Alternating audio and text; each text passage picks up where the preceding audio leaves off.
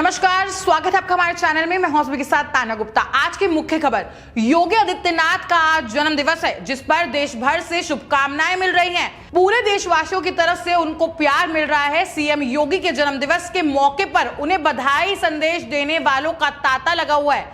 CM योगी का 49वां जन्म दिवस पर आज उनको प्रधानमंत्री नरेंद्र मोदी और गृह मंत्री अमित शाह ने फोन कर बधाई दी। साथ ही साथ देश के रक्षा मंत्री राजनाथ सिंह ने भी ट्वीट कर उन्हें बधाई दी। आपको बता दें कि इसी बीच योगी आदित्यनाथ के जन्म दिवस पर विपक्ष को एक बहुत बड़ा झटका लगा है।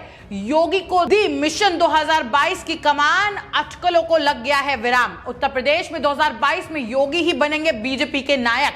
आपको बता दें कि बहुत बड़ी और मुख्य खबर है, बीजेपी की ओर से बड़ा ऐलान हो चुका है। 2022 में यूपी चुनाव सीएम योगी के नेतृत्व में लड़ेगी बीजेपी। मंथन के बाद तय हो गया है कि उत्तर प्रदेश संगठन में कोई बड़े बदलाव नहीं होने वाले हैं। आपको बता दें कि साथ ही साथ मुख्यमंत्री बने रहेंगे योगी आदित्यनाथ। इसी बीच अगर बात आगे की जाए तो साथ ही साथ प्रदेश अध्यक्ष स्वतंत्र देव सिंह ही चुनाव में पार्टी का नेतृत्व करेंगे। योगी कैबिनेट में कुछ छोट-पुट बदलाव हो सकते हैं, ऐसी आशंकाएं जताई जा रही हैं। ये एक बहुत बड़ी खबर है, इसलिए क्योंकि जो निराधार बातें की जा रही थी और विपक्ष के द्वारा प्रोपेगेंडे के तहत झूठ और अफवाह का माहौल बनाया जा रहा था उत्तर प्रदेश में, अब उस झूठ का पर्दाफाश हो गया है। दूध का दूध और पानी का पानी हो चुका है। अब प्रदेश में पिछले एक पखवाड़े से भाजपा और सरकार को लेकर चल रही रस्साकसी को अब विराम लग गया है। इस पूरे घटनाक्रम में मुख्यमंत्री योगी आदित्यनाथ लोह पुरुष के रूप में जाने जा रहे हैं और लोह पुरुष के रूप में उभर कर सामने आए हैं।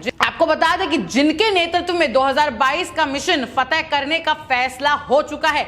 यूपी विधानसभा में बड़े बदलाव को लेकर जारी चर्चाओं पर आज पूर्ण तरीके से रोक लग चुकी है। भाजपा ने स्पष्ट कर दिया है कि 2022 विधानसभा चुनाव में पहले उत्तर प्रदेश बीजेपी में कोई बड़ा फेरबदल नहीं होने वाला है। मुख्यमंत्री योगी आदित्यनाथ के नेतृत्व में ही ये पूरा चुनाव लड़ा जाएगा और अब जो अगले मुख्यमंत्री अगर जीतते हैं तो वो भी योगी आदित्यनाथ ही होंगे, इसकी भी पुष्टि कर दी है। कोरोना काल में योगी की कार्यशैली की राष्ट्रीय स्वयंसेवक संघ की एक उच्च स्तरीय बैठक में बड़ी सराहना की गई थी, ऐसा दावा उच्च स्तरीय सूत्रों ने किया है। सूत्रों का कहना यह भी है कि निस्संदेह पिछले एक पखवाड़े का समय राजनीतिक अटकलों के लिहाज से महत्वपूर्ण रहा, लेकिन इसका अटकलों से अधिक महत्व नहीं रहा। दिल्ली में ही हो रही संघ की बैठक पर सभी की निगाहें लगी हुई थी और इसके नतीजों को जानने के लिए सभी उत्सुक थे।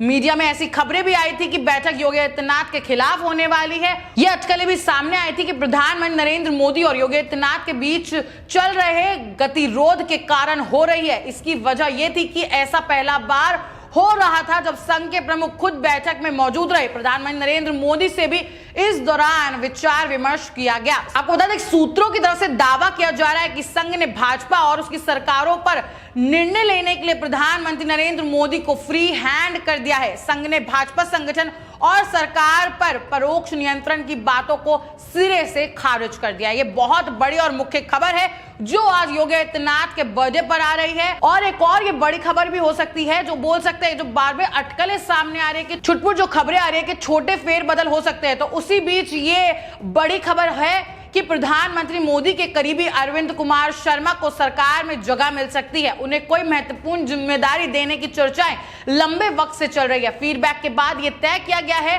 कि उत्तर प्रदेश में सरकार और संगठन में सामंजस्य आवश्यक है और इसके लिए नियमित रूप से मीटिंग भी की जाएंगी। भाजपा अध्यक्ष जगत प्रकाश नड्डा अगले महीने उत्तर प्रदेश का दौरा करेंगे। संघ और भाजपा नेताओं के लगातार दौरे और बैठकों के बाद यह फैसला जो लिया गया है वो काफी अहम फैसले के रूप में देखा जा रहा है।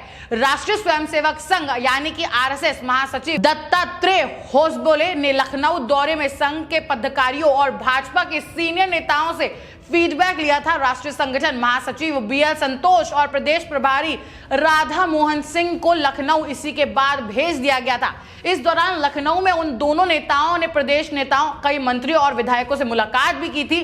कुछ दिनों से खबरें आ रही थी कि स्वतंत्र देव सिंह के स्थान पर उप मुख्यमंत्री केशव प्रसाद मौर्य का प्रदेश अध्यक्ष बनाया जा सकता है, मगर विधानसभा चुनाव में बहुत ही कम वक्त बच रहा है। इसी के साथ पार्टी नेतृत्व जोखिम मोल लेने को तैयार बिल्कुल नहीं है, जिस बीच ये हो गया है कि कोई भी बड़ा फेरबदल नहीं होने वाला है। विपक्ष के मुंह पर एक बहुत बड़ा करारा तमाचा पड़ा है, जो बदनाम करके और जनता को गुमराह करने की राजनीतिक पकवान और राजनीतिक रोटी सेकने की आड़ में थे। अब उनका भेद खुल गया है, झूठे आरोप प्रत्यारोप पर लगाम कस गई है। इसी बीच अब बात करते हैं आखिर क्यों योगी आदित्यनाथ ही संभालेंगे 2022 में उत्तर प्रदेश चुनाव की कमान।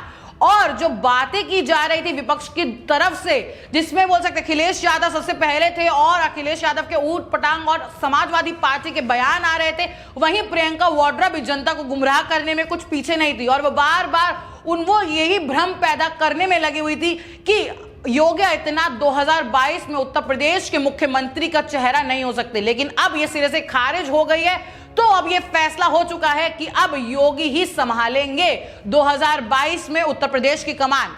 आपको बताते हैं कि एक और कि इतना बड़ा जो बोल सकते हैं कि क्यों उत्तर प्रदेश में योगी आदित्यनाथ को ही सबसे ज्यादा सराहना मिल रही है। सत्य है, एक सन्यासी से उत्तम कोई राजा नहीं हो सकता। उत्तर प्रदेश को उत्तम प्रदेश बनाने की दिशा में ले जा रही है योगी आदित्यनाथ। यूपी के सीएम योगी आदित्यनाथ ने अपने 4 साल के कार्यकाल में सूबे को दंगा मुक्त रखने के साथ साथ यूपी को बीमारू राज्य से निकालकर आधुनिक प्रदेश बनाने की इबारत लिखी है। इतना ही नहीं, कोरोना काल में जिस मुस्तैदी के साथ वे इस समस्या से निपटते हैं, वे एक मिसाल बन गया है। लॉकडाउन से दूसरे राज्यों से घर लौटे लोगों को स्थानीय स्तर पर रोजगार दिलाना उनकी बड़ी उपलब्धियों में से एक है। साथ ही साथ अगर बात की जाए रोजगार के मामले में, तो योगी सरकार ने रोजगार मामले में बनाया रिकॉर्ड। 4 साल में युवाओं को दी गई 4 लाख नौकरियां।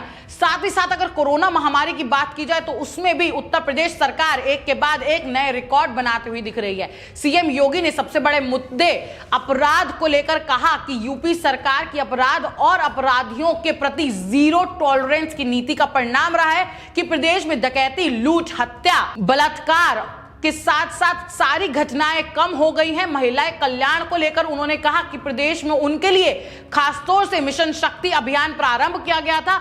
थाना व तहसील में महिला हेल्प डेस्क की स्थापना भी की गई थी। बेटियों को शासन की विभिन्न योजनाओं से लाभ दिया जा रहा है लगातार। साथ ही साथ अगर बात की जाए स्वास्थ्य सुविधाओं को लेकर, उन्होंने कहा कि यूपी में कोरोना प्रबंधन बेहतरीन रहा है। वैश्विक संगठन WHO ने भी इसकी प्रशंसा की है। साथ ही साथ हार्वर्ड यूनिवर्सिटी से भी काफी तारीफ और प्रशंसा की गई है योगी आदित्यनाथ की। 2016-17 से 2020-2021 के बीच प्रदेश में 30 नए मेडिकल कॉलेजों की स्थापना हो रही है। 2 नए एम्स गोरखपुर व रायबरेली में संचालित हो चुके हैं। योगी आदित्यनाथ ने कहा कि ODP योजना का परिणाम रहा है कि प्रदेश के अंदर 50 लाख से अधिक MSME यूनिटों की स्थापना भी हुई। 2,13,000 करोड़ रुपए से अधिक के ऋणों बैंकों से उपलब्ध कराने में मदद मिली है। 1.80 करोड़ से अधिक रोजगार को सृजन हुआ है। आपको बता दें कि एक बहुत बड़ी उपलब्धियां हैं जो लगातार योगी आदित्यनाथ की देखी जा रही है। योगी आदित्यनाथ एक बहुत बेहतरीन CM के रूप में देखा जा रहा है, वो एक रोल मॉडल है। उनकी जितनी सराहना की जाए वो उतनी कम है, क्योंकि जिस तरीके से उत्तर प्रदेश को उन्होंने उत्तम प्रदेश बना दिया है और उत्तर प्रदेश को अब लोग मिसाल के रूप में देख रहे हैं। और अगर कोरोना की बात की जाए तो कोरोना महामारी से जहां से जो मेट्रोपॉलिटन सिटीज हैं उनका हाल बेहाल हो चुका है, वहीं उत्तर प्रदेश में जहां ग्रामीण लोग बहुत ज्यादा हैं, जहां लोग इतने ज्यादा पढ़े लिखे नहीं है, जहां बेरोजगारी बहुत ज्यादा है और जो लोग अन्य प्रदेशों में जाते हैं, अन्य राज्यों में जाते हैं और काम ढूंढते हैं,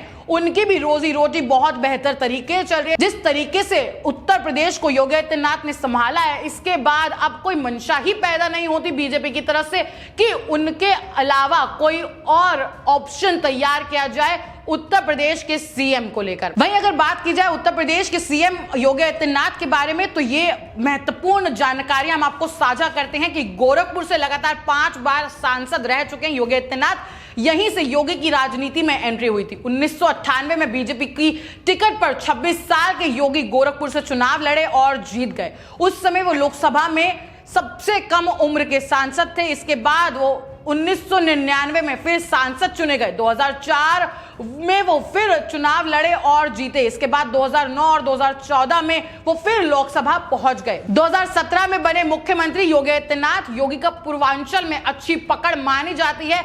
यही वजह है कि अब उनको 2022 की कमान भी सौंप दी गई है और जो भ्रम पैदा कर रहे थे उनके मुंह पर अब करारा तमाचा पड़ चुका है। तो जिस तरीके की अटकलें आ रही थी और अब उन पर विराम लग चुका है, इसी तरीके से अगर देखा जाए तो पूरे सोशल मीडिया पर जनता जिस तरीके से उन्हें खुशखबरी दे रही है उनके जन्म दिवस पर, तो एक बहुत बड़ी खबर है उत्तर प्रदेश वासियों के लिए भी। 2022 में जो भी मंशा और भ्रम पैदा किया था उनका भी अब उनको भी सिरे से खारिज कर दिया गया है और मुख्यमंत्री के तौर पर योगी आदित्यनाथ को ही देखा जा रहा है। हम फिर लौटेंगे देश और दुनिया की तमाम बड़ी खबरों के साथ। तब तक बने रहे हमारे चैनल के साथ।